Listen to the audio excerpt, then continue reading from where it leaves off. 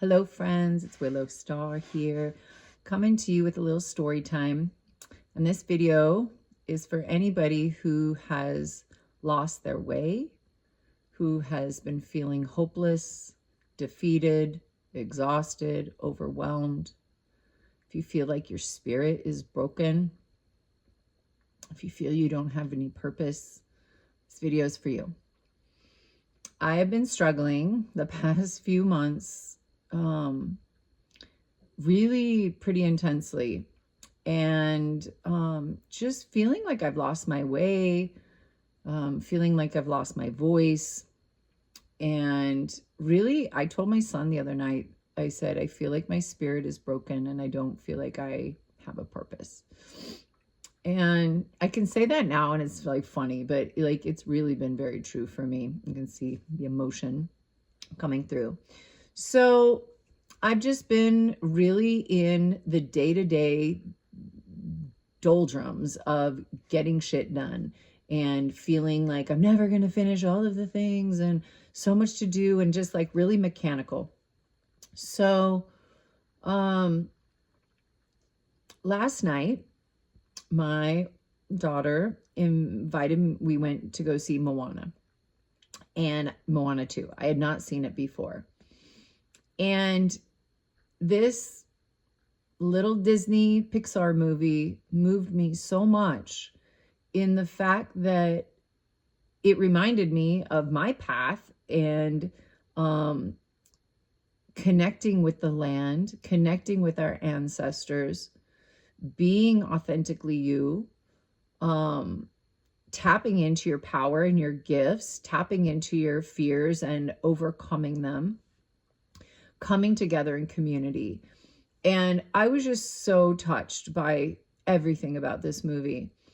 And this morning, I woke up and my son came in and he gave me a little cuddle this morning. And it just really kind of ignited my morning. And I got up and I went to the bathroom and I saw on the side table this book that my friend, I believe Zoe, gave me a few years ago called The Shamans Body. And it's a new shamanism for transforming health, relationships, and the community. And for whatever reason, I've been reading nothing but cancer books. I have been 8.5 years since my stage 4 diagnosis, metastatic breast cancer. I have been tumor-free ever since. And a month ago, they found a small 9mm lump in my breast. And this 1mm thing that's been in my liver for more than 2 years had grown a centimeter in the past year. So all of a sudden, I've been in old 8.5 year ago energy of like, I need to just like get this out of my body. And what am I going to do? And I've been very in my mind. So that's been bringing definite stress to me as well. So I pick up this book and I read the first chat, and I started reading it like years ago, and I didn't put it down. Didn't pick it up again. I pick it up this morning. I read the first chapter and I'm bawling, and I'm just like remembering about getting out of the mind and getting into the magic and the mysticism and connecting again with things that we don't understand. Like science is amazing, but science cannot even understand like so many things that this earth does that our bodies can do. So I had read this line. It says, our biggest problems seem to be meant to interrupt life and awaken us to our total capacity, warriorship, and death, to end our earlier personality and find the path of the heart. And if a cancer journey doesn't do that for you, I don't know what will. But when we have to face big problems or a big trauma, oftentimes it shifts us. And I hear these stories all the time in my travels and talking with other stage 4 people and people who've had near-death experiences and things, that we shift and it really wakes us up. So I just really, was reminded of this path of the heart. And I got this tattoo in August and then again in October, my hands, like I am marked. And this was channeled, and it was called Heart Warrior, and she channeled this blessing with it. And I just read it again this morning, and I was just like bawling. I'm going to make a video about that. But being reminded to not be in the day-to-day and to be in the body and to be in the heart. And that is what I've been missing. I've been out of my spiritual morning practices. I've been out of some of the rituals that I do that help connect me. And ironically, I woke up this morning and I was like, I'm going to make medicine today. I had got a bunch of it ready last night, and really in that mode. So something else that's been upsetting me is this feather, this black feather has been missing for months. I was gifted this feather in the Ganga River in India last year at this time. I had a Ganga rebirthing with my beautiful friend Madurai, who she's doing another retreat in March. I highly recommend. Ask me down below if you have questions about that. But life-changing experience. And we did this rebirthing in the Ganga where we were letting go. We were dipped 3 times. It was like, what are we letting go of? What are we stepping into? Blah, blah. And I'm stepping into this medicine woman path. And it was a big deal for me to say that on many levels. And so as soon as I did, and I came back up, this black feather just came right to me. And it was just like, where did this even come from? There was no other ones, never saw another one. So when I got home, I would wear it sometimes when I'm making medicine or doing ceremony. And I had it when I was getting my tattoo.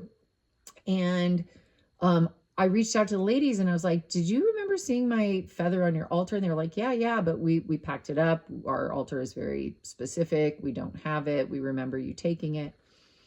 So night before last, my son asked me to look for a cord for him. I looked for a cord, and in the garage, I found this black zip up little hard covered case that I was like, oh, I wonder what's in this. I open it and there was some medicine in there and a rattle. And I was like, oh, that's cool. So I put it back in my office. So this morning, I'm having this wild morning. I'm remembering my spirit. I'm remembering my purpose. I'm doing this practice. I was reading this. I pulled a card from the Healing Mantra deck from Matt Kahn, and I pulled Grounding My Energy. And it says, when your energy is grounded, you are no longer wrestling in the pain of the past or chasing after potential future outcomes. And I was just like, wow, this is amazing. With your energy grounded, your mind can relax as your body becomes more enjoyable environment to inhabit. And I've just been like feeling the magic of the morning.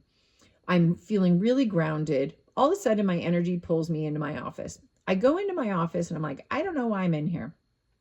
And I see the case that I'd opened up last night, but I'd opened up when it was dark and I just saw there was medicine in it.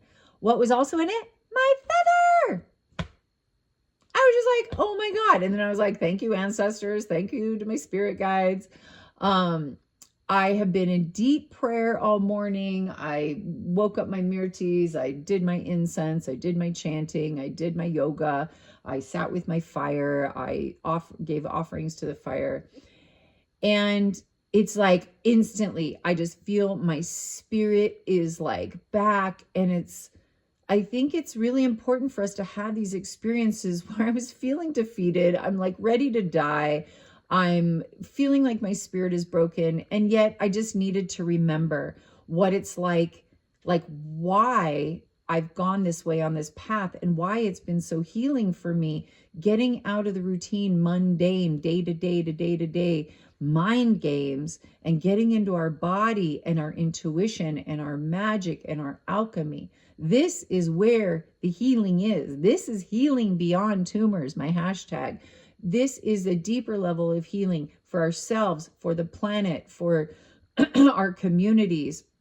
And the more that we are all in our own purpose and in our own power and in our own rituals, and we're connecting with that global energy, it just lifts us. And this is the time that we need it. So things like, for me, it's getting out in nature, getting my feet on the ground, sitting with fire, doing breath work, drinking cacao and connecting with my heart space and connecting in prayer with my ancestors, chanting. We've been doing a lot of Native American prayer with the water drum.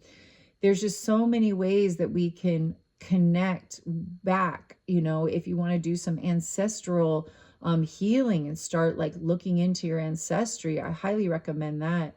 But just let your heart guide you. Let your body guide you. Let your spirits guide you. We don't have to figure it all out.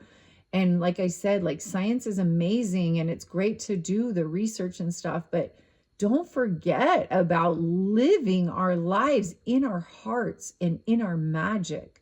That is where we can truly heal. So if you are feeling stuck in these spaces, I highly recommend just slowing down, getting grounded, you know, maybe watching some documentaries on different shamanism practices and things, and just like be curious about maybe things that you're unaware of that could be helping you in your healing.